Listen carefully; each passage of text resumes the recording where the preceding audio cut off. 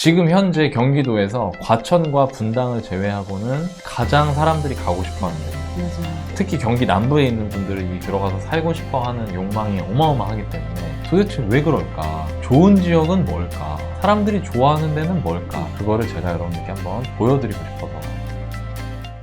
매매가 맞을까요? 전세 월세 사면 바보인가요? 2년에 한 번씩 이사 걱정 그만하고 싶습니다. 내 집 마련해야겠다고 생각한 지 5년 정도 됐습니다. 집값 떨어지는 걸 보니 지금이 내 집 마련할 때가 아닌가 싶긴 한데 막상 대출 상환에 많은 돈을 들이는 게 맞는지 판단이 서질 않습니다. 나나이님, 코코드리님, 믿고 월브닷컴에 사연 보냅니다. 몇 년 전까지만 해도 집 없이 살 수 있을 줄 알았습니다. 전세로 살면 돈도 아낄 수 있으니까요. 하지만 완전히 생각이 바뀌었습니다. 엄마, 우리는 왜 자꾸 이사 다녀? 그냥 여기서 계속 살면 안 돼? 친구들은 한 집에서 오래 사는데 우리 집은 왜 자꾸 바뀌냐는 아이의 말에 더 이상은 미룰 수 없다고 생각했습니다. 이 모든 것이 내 집이 없어서 그런 것 같아요. 저와 배우자 모두 빚을 싫어합니다. 저는 중학생 시절 살던 집이 경매로 넘어가서 어렵게 생활을 했어요. 남편도 가족 중에 한 분이 보증을 잘못 써서 큰 돈을 날린 경험이 있어서 빚 자체가 거부감이 있습니다. 그래서 저희 부부는 할부 거래도 하지 않습니다. 아이들이 어릴 때는 집을 사야겠다는 생각이 별로 없었는데 아이들이 학교를 들어가고 자꾸 이사를 다니게 되니 아이들에게도 미안하고 자가가 아닌 것이 조금 부끄럽다는 생각이 들었습니다. 부동산을 몇 곳 돌아보니 대출은 나올 것 같은데 과연 우리 부부가 대출 상환을 할 수 있을지 너무 부담되고 걱정이 됩니다. 저는 계약직 교원이라 정년이 보장되지 않고 남편도 보험 설계사로 개인 사업자이다 보니 언제까지 돈을 벌 수 있을지 모르겠어요. 저희 부부 직업이 불안정한데 대출 상환 20년, 40년 과연 감당이 될지 걱정입니다. 대출 이자를 갚으면서 힘들게 사는 것보다 아이들 교육시키고 조금은 여유롭게 사는 게 나을 것 같다는 생각도 합니다. 그렇다고 계속 전세로 이사 다니며 살기엔 상승장에 또 피눈물을 흘릴 것 같기도 하고 정말 결정이 쉽지 않습니다. 남들 부러워하는 건 그만하고 이제라도 할 수 있는 것들을 해보려고요. 나나님, 코코드리님, 따끔한 조언과 현명한 방법 알려주세요. 지금 이분의 가장 큰 고민, 첫 번째 질문은요. 아무도 집을 안 사는 이 하락장에서 내 집 마련 해도 괜찮을까요? 아이들 교육비 비중이 늘어날 것 같은데 여기에 대출까지 늘어나면 정말 답도 없거든요. 어떻게 하면 좋을까요? 내 집 마련 해야 될지 말아야 될지 네. 이 부분에 대해서 이런 고민 하고 계신 분이 많으시죠? 진짜 많죠. 거의 뭐 무주택자인 분들 같은 경우는 거의 뭐 특히 이렇게 다수가. 아이들 이제 요 정도 되면은 또 고민을 많이 하시는데 일단 이분 상황이 어떠냐면요. 네. 순자산은 그동안 돈을 또 성실하게 맞아요. 모으셔가지고 한 4억 정도 되시는 것 같아요. 그러니까 내 집 마련에 보탤 수 있는 미천이. 네. 근데 이분들이 월 800을 버시거든요. 근데 월 650을 써요. 그러니까 150만 원 모을 수 있는 거예요. 네네. 근데 제가 이 지출 내역을 꼼꼼히 봤더니 네. 그 650만 원 중에 전세 대출 이자가 100만 원이에요. 맞아요. 100만 원. 근데 아까 얘기하셨잖아요. 대출이자 내면 사는 게 굳이 그렇게 해야 되나 이런 생각 드신다고. 근데요, 오해하시면 안 되는 게 이미 100만 원씩 이자를 내고 있어요. 본인이. 그래요. 이거 월세랑 똑같은 그렇지, 거거든요. 그렇지. 그러니까 그걸 일단 아셔야 될 것 같고. 두 번째는 보험으로, 남편분이 이제 보험 하시니까 보험료로만 이제 140, 150을 지금 납입을 하고 계신 거예요. 네, 이거 이제 저축 겸, 네. 뭐 연금 겸. 그러면 실제 저축은 한 400 정도 된단 말이에요. 그러면은 그 보험이랑 내 집 마련한다고 하면 전세 대출 이자는 안 나갈 그렇죠, 테니까. 그렇죠. 그거 정리하면은 실제로 내가 원리금 상환에 쓸 수 있는 돈은 400만 원 정도가 돼요. 요 정도 상황이다. 이 상태에서 제가 이분의 관심 지역, 이분이 관심 지역을 밝혀주셨어요. 지금 네. 광교에 거주하고 계신다고 했는데 광교에 대해서 일단 여러분들께 간단히 말씀을 좀 드리고 바로 통화해보는 걸로 좋습니다. 그렇게 해보겠습니다. 강남역에서 출발하겠습니다. 강남역에 보면은 여기 요거 뭐죠, 요거 초록색? 네, 2호선. 그리고 요 빨간색 신분당선. 이 신분당선을 타고 이렇게 쭉 갑니다. 쭉 내려갑니다. 양재 지나서 시민의 숲 지나서 청계산 입구 지나서 오케이. 바로 이제 판교로 들어갑니다. 판교에서 좀 더 내려가면은 정자에서 좀 더 내려가면 미금 끝나면 이제 드디어 용인으로 내려가네요. 나옵니다. 수지구. 동천, 네. 수지구청, 성봉역, 상현역. 자, 여기 요 영동고속도로를 기점으로 이 위쪽은 용인이고요. 이 아래쪽부터가 수원이죠. 네네. 자, 여기서부터가 우리가 흔히 말하는 광교입니다.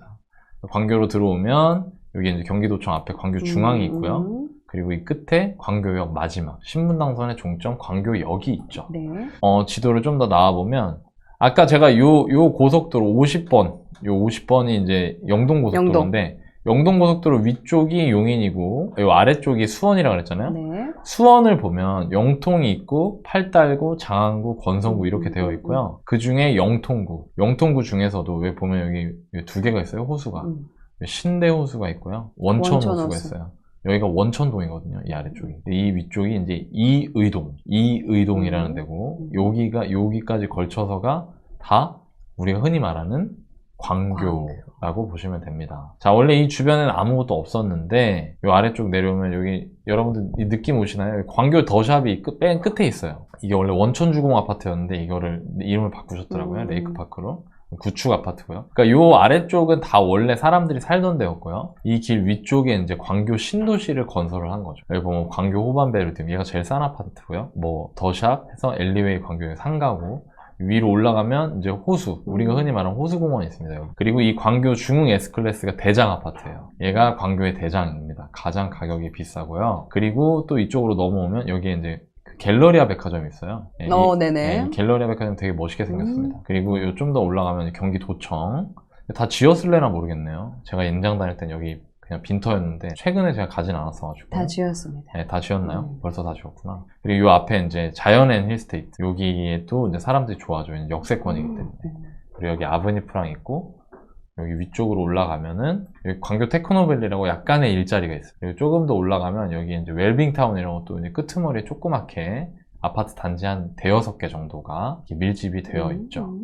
자, 그럼 보면 일단 분위기가 어떤지 제가 한번 로드뷰로 한번 보여드리겠습니다. 왜? 지금 현재 경기도에서 과천과 분당을 제외하고는 가장 사람들이 가고 싶어 하는 데입니다. 맞아요. 특히 경기 남부에 있는 분들은 이 광교 신도시에 들어가서 살고 싶어 하는 욕망이 어마어마하기 때문에 도대체 왜 그럴까? 좋은 지역은 뭘까? 사람들이 좋아하는 데는 뭘까? 그거를 제가 여러분들께 한번 보여드리고 싶어서 거리뷰로 지금 당장 같이 임장 가고 싶지만 같이 갈 수 없으니까 여기 거리뷰가 좋은 게 밤에 찍었어요. 그래서 더 멋있습니다. 자, 여기가 이제 공원이고요. 네, 지금 저쪽에 보이죠? 네, 신도시 느낌 가볼까요? 네, 이렇게 이게 이제 중흥이고요. 이게 이제 에일리넷들 여기 테라스 하우스 요 길 데크를 따라서 이렇게 수변을 걷다 보면 이렇게 네, 광교 신도시의 모습이 드러납니다. 자, 여기는 이제 낮은 층으로 되어 있고요. 여기가 요게 제가 아까 말씀드린 대장 아파트입니다. 그리고 그 갤러리아 백화점이 되게 멋지게 생겼거든요. 한번 보여드릴게요. 여긴 또 낮에 찍었어요. 그래서 또 잘 보입니다. 이게 롯데 아울렛이고요. 요 옆에. 이게 유럽. 진짜 특이해요. 이게 무슨 포르투갈인가 뭐 어디 유명한 건축가가 이거 디자인을 했대요. 보면 멀리서 보면 이걸 백화점이 아니고 커다란 돌멩이가 있는 거예요. 맞아요. 무슨 암석 같아. 네, 암석 같은 게 이 호수공원에서 잘 보이거든요. 요거는 아울렛, 요거는 이제 백화점. 이렇게 되어 있고요. 자, 좋네요. 보면은 이제 이렇게 봤고요. 여기서 아까 대장은 얘라고 했잖아요. 얘가 왜 대장이냐? 브랜드도 중흥인데 당연히 뷰 때문이죠. 호수공원 뷰. 그리고 여기는 또 왜 선호도가 높냐? 자연의 힐스테이트는 당연히 역세권이기 때문입니다. 그러니까 이런 것들을 알고 시세를 한번 살펴볼게요.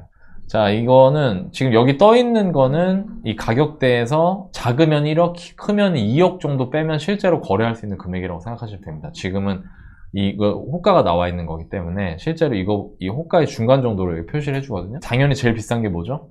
중흥 S클래스 15억이라고 돼 있지만 실제 매물은 14억대 매물들이 많이 있습니다. 네. 중간층 이상으로. 요게 이제 중흥 S클래스가 14억 정도 하고 있고요. 그 다음에 얘가 이제 역세권 자연의 힐스테이트, 이게 지금 한 12억대 정도라고 보시면 되고요. 이 호수공원에서 이제 호수가 직접 조망이 안 되거나 역에서 멀면 가격이 조금씩 싸집니다. 얘는 10억대, 그죠? 얘네들 10억대, 얘도 10억대. 그리고 조금 더 위로 올라가면 아까 제가 여기 말씀드렸잖아요. 얘들은 이제 8억대입니다. 8억대. 지금 30평대 기준. 네, 30평대. 네. 전부 다 전용 8사라고 보시면 돼요. 이 아래쪽에 또 이제 여기가 그 끄트머리였잖아요. 요 광교 호반하고 더샵. 네. 그리고 여기 이제 아이파크라고 있거든요. 또 걔는 이제 세대수가 좀 작아갖고 안 잡히는데 300세를 묶어놔서. 요게 호반베르디우면 10억 아래 물건도 있어요. 자, 요 정도라고 보시면 됩니다. 아, 이 정도 가격을 하는구나. 즉 지금 현재 경기 남부에서 가장 핫한 아파트가 광교에 있고, 뭐 동탄 2기 신도시라고 하시는 분도 있는데 저는 동탄 2 신도시보다는 입지적으로 광교가 조금 더 낫지 않나라고 생각합니다. 둘 중에 하나를 본다 치면. 그렇기 때문에 판교, 분당, 과천을 제외하고 경기도 최상급지는 이 정도 가격을 하고 있구나. 이거를 여러분들이 알아두시면 좋을 것 같습니다. 자, 이 상태에서 우리 사연자분이 이 광교 안에 아파트를 마련하고 싶다고 네, 하셨거든요. 근데 지금 제일 싼 게 8억대부터 제일 비싼 게 한 14억대까지 이렇게 분포하는 거예요. 상황이. 이 상황을 이해한 상태에서 사연자분과 통화를 한번 해보도록 하겠습니다. 네. 네, 안녕하세요. 네, 안녕하세요. 네, wendy님, 저는 너나입니다. 네, 안녕하세요. 반갑습니다. 네, 지금 고민이 내 집 마련을 해도 괜찮을까인 거잖아요. 그죠? 네, 네.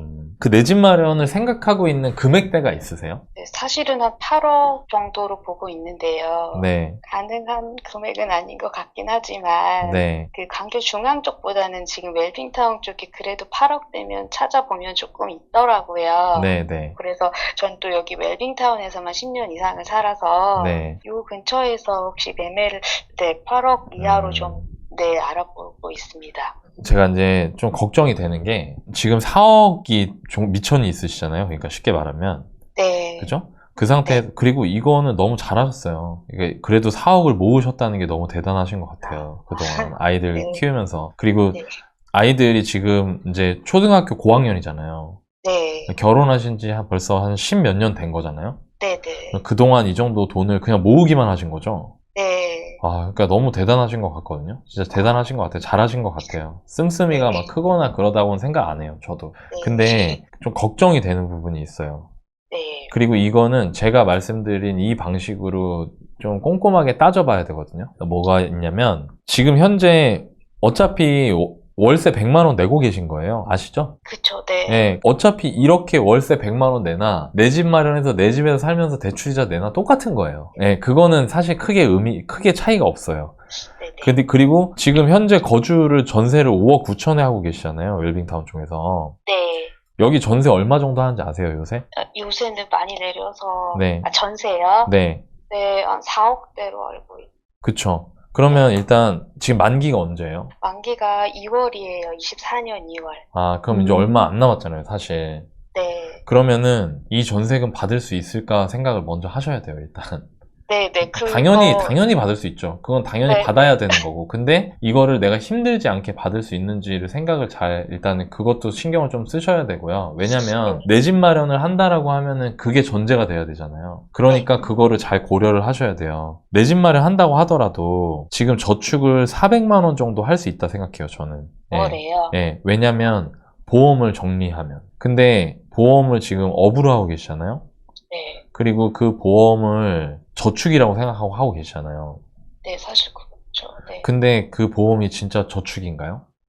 사실은 네. 3분의 2, 냉정하게 말하면 3분의 2는 저축이라고 생각을 하고 네. 있었고요. 네. 3분의 1은 남편의 업이다 보니 조금 더 도움을 주고 또 그 안에서 수수료가 나한테 얼마가 떨어져 뭐 이렇게 얘기를 하니까 그래 그럼 버리는 돈은 아니지 우리 돈이야 이런 인식으로 사실은 좀 조금씩 이게 부피가 커졌던 것 같아요. 네. 근데 저는 이게 걱정인 게 뭐냐면요. 저축이 될 수가 없는 게 진정한 저축은 내가 원할 때 내 상황에 맞게 그 돈을 쓸 수 있어야 저축이에요. 근데 보험으로 잠기면 납입기간 끝나고 만기 환급 기간까지 기다리면 20년, 30년이란 말이에요. 네. 그러니까 이건 내 돈이 아닌 거예요. 근데 이거를 여기서 못 벗어나시면 어떻게 되냐면 보험으로 나가는 걸 내가 전혀 줄이지 못하잖아요. 그러면 실제로 집을 산다고 했을 때 원리금으로 부담할 수 있는 돈이 한 150만 원 남짓밖에 안 돼요. 왜냐면 800만 원을 벌고 있고 그 중에 그냥 일반적 고정비와 변동비로 400을 쓰고 있고 여기에 보험료로 한 140, 150을 내고 있으면 그러면 550을 쓰니까 저축할 수 있는 돈은 250만 원 뿐인 거잖아요. 근데 250만 원 다 꽉 맞게 대출 받으면 나중에 대출 금리 올라가거나 하면 어떠시겠어요? 저 감당이 안 될 수도 힘들잖아요. 그죠? 네. 그러니까 여기에 룸을 둬서 한 100만 원에서 150만 원 정도로만 원리금 상환을 하고 100만 원 정도 여유를 두고 대출을 받아야 되거든요. 그러면 월 상환액이 150만 원이라고 하면 대출 받을 수 있는 금액은 한 3억이 채 안 돼요. 자, 그러면 내 미천 4억에 대출금 3억 하면 예산이 거꾸로 7억으로 나오는 거예요. 네. 자, 그런데 여기서 문제가 뭐냐면 7억짜리로는 내가 마음에 드는 집이 없다는 거죠. 네. 그죠? 그러니까 자꾸 내 눈높이에 맞는 집을 찾으려고 하다 보니 8억, 9억 올라가는 거예요, 가격이. 그러면서 어떻게 되냐면 소위 말해서 사람들 제가 그렇게 맨날 얘기했던 영끌을 하게 되는 겁니다. 사람들이 집을 구할 때 제일 하면 안 되는 게 뭔지 아세요? 집을 먼저 찾는 거예요. 아, 자기가 살고 싶은 집을 먼저 찾아요. 대부분 사람들은. 네. 자기 상황상 내가 얼마짜리 집을 살 수 있는지를 먼저 찾아야 되는데 그렇게 안 하고 내가 살고 싶은 집을 먼저 찾고 거기에 상황을 이제 꾸겨 넣기 시작하거든요. 근데 되게 재밌는 거는 그걸 꾸겨 넣으면서 또 본인들의 생활 수준을 낮추진 않아요. 그러니까 나중에 일이 터지면 지금 같은 일이 생기는 거예요. 지금 서울의 외곽 지역에서는 점점 담보대출 연체율이 높아져요. 그거 알고 계세요? 네. 아니요. 담보대출 연체율이 왜 높아지냐면 이 사람들이 제가 말한 대로 내 집 마련을 했기 때문이에요. 나한테 맞는 수준의 집을 구한 게 아니고 내가 살고 싶은 집을 무리해서 사버리다 보니 집값이 떨어지고 금리 부담이 올라갈 때 그 집에 대해서 이제 점점 견딜 수 있는 체력이 약해지고 있는 거죠. 무슨 얘기인지 아시죠? 네네. 네, 그래서 저는 이렇게 말씀을 드리고 싶어요. 우리 지금 웬디님한테 일단 대출이 나쁘다는 생각은 하지 마세요. 대출 때문에 어려웠다고 하셨는데 그거는 이거랑 비슷한 거거든요. 우리가 칼을 쓰잖아요. 근데 칼이 어떤 사람한테는 치명적일 수 있지만 어떤 사람한테는 요리를 할 때 필요한 도구로 쓸 수도 있어요. 근데 내가 어떤 일로 인해서 칼 때문에 어떤 상처를 입었다고 해서 칼이 무조건 나쁘다고 할 수는 없는 거예요. 네. 어릴 적에 안 좋은 일도 있으셨고 또 남편분도 상황이 안 좋은 상황을 경험하셨기 때문에 대출이란 무조건 나쁜 거야 라고 생각하셨겠지만 대출이라는 걸 역설적으로 그걸 활용하지 않으면 내 집 마련이나 자산 확보를 하기가 어렵다는 거예요. 그래서 현명하게 알고 쓰는 게 중요하다. 그 말씀을 좀 드리고 싶고요. 그러면 대출을 내서 내가 내 집 마련을 한다고 할 때 지금 내 상황에 적정한 대출은 3억 정도예요. 정말 많이 봐도. 내 돈 4억에 3억을 더해서 내 집 마련을 하시거나 네. 7억 안에서 찾으셔야 돼요. 그러면 이제 평수가 줄거나, 그죠? 네. 평수가 줄면 제가 보기에 있을 것 같긴 하거든요. 네. 근데 만약에 나는 그거는 못하겠다. 그러면은 급지를 낮추거나 다른 동네로 이사를 가시거나 그게 아니면 기다리셔야 돼요. 근데 사실 기다리시는 것부터는 제가 장담을 못하겠어요. 집값이 더 내려갈 수 있을 거라고. 왜냐면 그 미래일은 아무도 모르기 때문에. 그래서 제가 요렇게 일단 정리를 하고 무리는 절대 안 하셨으면 좋겠다고 정리를 해드리고 네. 하나의 하나의 팁을 드리자면 여기까지는 이제 제가 웬디님께 말씀드린 거고 제가 웬디님은 전 이렇게 할 것 같아요. 만약에요 전세를 한번 더 사는 거예요. 2년을요? 네, 2년 한번 더 살아봐요. 네. 더 사는데 대신 전세를 어떻게 살아야 될까요? 시세에 맞게 살아야겠죠, 당연히. 네네. 예, 그 임대인 분께 강하게 욕을 하시고 지금 우리 5억 9천 들어있는데 지금 거의 2억이 떨어졌는데 전세가 네. 이거 나 돌려달라. 그것도 안 된다고 하면은 그 옆에 집을 이사를 하셔야겠죠. 옆에 전셋집으로. 네네. 그죠? 이사를 하시고요. 그러면 전세를 4억으로 이제 다운사이징을 하잖아요. 자, 다운사이징을 하면은 어떻게 돼요? 전세 대출 이자가 어떻게 될까요? 안 나가거나 줄 수 있죠? 많이 줄겠죠? 네. 자, 그럼 그만큼을 더 써야 되나요? 이죠 모아야죠. 모아셔야 돼요. 더 모으셔야 돼요. 더 악착같이 모으셔야 되고요. 전세를 살다 보면 전세 시세를 보시게 될 거거든요. 근데 지금 경험하신 건 2년 전에 5억 9천에 들어온 전세가 지금 4억이 됐잖아요. 자, 전세가 떨어지는 걸 보셨죠? 근데 2년을 살아요. 이제 들어가서 내년 2월, 24년 2월에 새로 뭐 전세 4억 초반에 들어갔어요. 네. 그리고 1년 정도 지나서 25년 2월이 됐어요. 네. 그래서 전세 시세를 딱 봤는데 전세가 그대로 4억 초반이에요. 4억 1천 막 이래요. 4억 2천. 네. 근데 그로부터 내가 또 1년이 지나서 만기가 되려고 하는 26년 2월이 만기니까 25년 말 정도에 전세를 알아봤더니 전세가 막 4억 7천, 8천까지 오른 거예요. 그러면 그 텀엔 집을 사셔야 돼요. 매매를 하셔야 돼요. 그때는. 그리고 그때 거주하시는 곳에 집을 사시려면 이 2년 동안 정말로 돈을 열심히 모으셔야 돼요. 아이들 중학교 가기 전에. 무슨 얘기인지 아시겠어요? 네네. 저라면 이렇게 할 것 같아요. 전세를 한 번 더. 네, 전세를 한 번 더. 왜냐하면 전세가 저는 이렇게 생각해요. 제 경험상 전세가 빠지는 시장에서 매매가 올라가는 건 어려워요. 쉽지가 않아요. 근데 전세가 오르기 시작하잖아요? 네. 그러면 선호도에 따라서 매매가가 바로 올라가거나 네. 아니면 적어도 매매가가 잘 안 떨어져요. 그러니까 전세 시세를 유심히 보셔야 돼요. 거기 사시면서. 그리고 마지막으로 제가 웬디님이면 저는 부동산 많이 갈 것 같습니다. 그냥 네. 신한 부동산 언니도 만들고. 만들어져 있습니다. 아, 만들어져 있으세요? 네. 네. 네. 그렇게 많이 얘기를 해보시는 것도 좋을 것 같아요. 네네. 감사합니다. 사실 저는요, 솔직히요, 제 마음속의 답은 이거예요. 그냥 7억대에서 집을 구해서 들어가세요라고 말하고 싶어요. 솔직히. 왜냐면 20평대는 단지 안 옮기고 할 수 있으니까요. 그러면 좋은 점이 뭐가 있냐면요. 그 상태에서 집값이 떨어지더라도 버틸 수가 있고요. 집값이 오르게 되면은 30평대 갈아타기를 도모할 수가 있어요. 내 집에 살면서. 근데 제가 대화를 나누고 우리 사연자분이 저한테 보내주신 이 메일을 읽었을 때 사연자분은 눈높이를 낮추기 쉽지 않을 것 같아요. 제가 느낌이. 그래서 이걸 차선으로 드리는 거예요. 근데 가장 좋은 답은 이렇게 헷갈릴 때, 그리고 집값이 많이 떨어졌을 때는 내 예산에 맞춰서 집을 사시는 것도 괜찮다고 생각해요, 전. 그래서 25평대 집을 사서 집값이 오르는 거에 대한 불안감을 일단 해지를 해놓고 나중에 집값이 오르든 떨어지든 조금 더 돈을 모아서 30평대로 갈아타는 방향으로 방향을 잡거나, 그게 너무 싫다고 하면 그러면 차선으로 제가 좀 전에 말씀드린 전세가를 보면서 전세가가 올라가기 시작할 때는 적어도 매매를 하시라는 거. 네, 그 말씀을 드리고 싶어요. 어떤 게 더 나으실 것 같아요? 네, 두 개 다 좀 비중을 더 봐야 될 것 같아요. 다행이네요. 일단, 그래도. 그러니까 보증금을 받을 수 있는지 여부도 미리 좀 체크를 해봤는데, 네, 한 여름 전까지는 저희가 확답을 드리기로 했으면 돈을 마련해 보시겠다고 집주인분께서 그러셨고요.